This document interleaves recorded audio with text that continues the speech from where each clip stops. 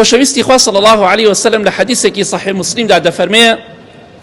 دوای ئەوەی کە عیسا پێغەمبەر صلی الله عليه وسلم ئەمە لە صحیح مسلم دایە بە فەرمانی خوا دەجال دەکوژێ بە ڕمێک بەڵام دڵنیا بنەوە کاتێک دەجال دێ و کاتێک یەئجوج و مەئجوج دێ یەک تەکنەلۆژیا لەسەر زەوی نەماوە تەکنەلۆژیا لەسەر زەوی نییە هیچ ئەمەی کە ئەمڕۆ هەیە نییە هەر کاتێک ئەمانە نەما ئەو کاتە نزیکە بێتەوە بە ڕم دەیکوژێ نەک بە تفەنگ ئێستا باسێکین کە یەئجوج و مەئجوج شەڕ بەچی دەکەن بە ئیزنی خوای گەورە کاتێک کە دەجال دەکوژرێ مسلمانان دڵخۆش دەبن ئەلحەمدولله ئەم فیتنەیە فیتنە گەورەی سەر زەوی نەما ئالەو کاتە ئاخەری دڵخۆشن دەجال لە ناوچوو خوای گەورە وەحی دەنێرێ بۆ عیسا پێغەمبەر صلی الله عليه وسلم دەفەرمێ ئەی عیسا من کۆمەڵە عەبدێکی خۆم کە یەئجوج و مەئجوجن دەریان دەکەمە دەرەوە لە سەدەکە دەرئەچنە دەرەوە بەڵام جەنگیان لەگەڵان نەکەن چونکە هیچ قەومێک ناتوانێت بەرەنگاریان ببێتەوە ئەوەندە زۆرن ئەوەندە خراپن ئەوەندە دڕندن بڕۆن هیچ کەسێک ناتوانێت بەڕووڕوویان بێتەوە نەکەن جەنگیان لەگەڵا بکەن خوای گەورە ڕێگریەکە لە عیسا پێغەمبەر صلی الله عليه وسلم لەگەڵ هاواڵەکانیدا مسلماناندا دەفەرمێ بەرەوڕوویان نەبنەوە چونکە ئێوە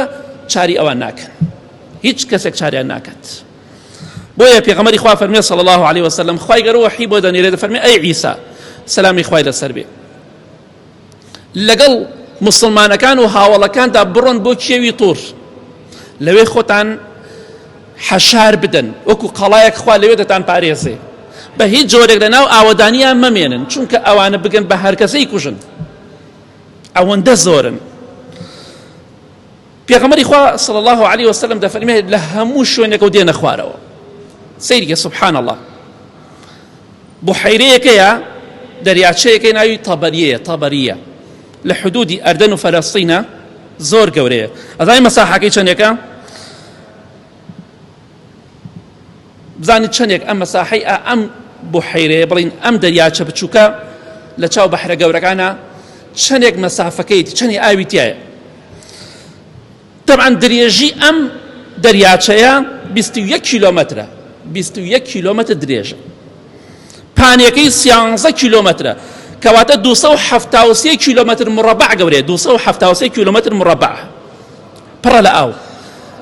آخر قوڵیەکەی ئێستا 46 مەترە واتە نزیکی بەقەت 5 عامود قوڵە ئێستا حاليا ئەم شوێنە گەورەیە کە 273 کیلۆمەتر مربع ئاوەکەی قوڵێکی 46 متر ئەڕوات پێغەمبەری خوا فەرمێ صلی الله عليه وسلم هەل لە صحیح مسلم دایە ئەفەرمێ سەرەتاکەی بەناو ئەم دەریاچەدا دەڕۆن دەریاچەیەکی ئاوا گەورە ئەڕۆن بەناویدا ئاوەکە دەخۆنەوە ئەوەندە زۆرن کاتێک کە کۆتایی یەئجوج و مەئجوج دێ کۆتایەکەیان دێ ئاوەکە هەمووی کۆتایی پێ دێ سبحان الله ئەو ئاوە هەر هەمووی دەخۆنەوە آخر کەسیان کە دێت کۆمەڵی ئاخریان دەڵێن ئەمە کاتی خۆی ئاوی تیا بووە سبحان الله دەریاچەیەکی ئاوا هەمووی دەخۆنەوە ئەو بەرگەیان ناگری خواردن بەرگەیان ناگری هیچ شتێک بەرگەیان ناگری ئەوەندە زۆرن دەریاچەیەکی ئاوا وشکەکەن کۆتای سپاکە کە کاتێک کۆتای سپاکەیان دێ ئەڵێ کاتی خۆی ئەمە ئاوی تیا بووە بۆیە هیچ کەسێک ناتوانێت بەرەوڕوویان بێتەوە ئین یەئجوج و مەئجوج مفسدون في الأرض ئەوانە خوای گەورە دەفەرمێ لەسەر زەویە فەسادی بڵاوەکەنەوە هیچ شتێک نایەڵن تەڕ وشک هەمووی لەناو دەبن خوای گەورە بمان پارێزێ یا ڕەبی بۆیە پێغەمبەری خوا فەرمی صلی الله عليه وسلم ئەوان ئاو وشکەکەن ئاوەکان وشکەکەن هەموو ئاوەکان دەخۆنەوە ئەگەر بێت و دەریاچەیەکی ئاوا بەرگەیان نەگرێ هەمووی بخۆنەوە بەشی هەموویان نەکە ئەبێ کانی و ڕووبارەکان چۆن بەشیان بکات ئەمە فیتنەیەکی زۆر گەورەیە 100% باوەڕمان پێێتی لەسەر ئەم زەوێدا ڕوو ئەدات بەڵام چی کاتێک فإذا جاء وعد ربي هەر کاتێک فەرمانی خوا هات ئەو کاتە ڕوو ئەدا و هەرچەندێ غەرب پێش بکەوێ 1 ملیۆن و ملیارێتر ئەوەی پێشکەوێ ناتوانێت بیان دۆزێتەوە، حتا خوای گەورە فەرمانەکە و دەرنەچن.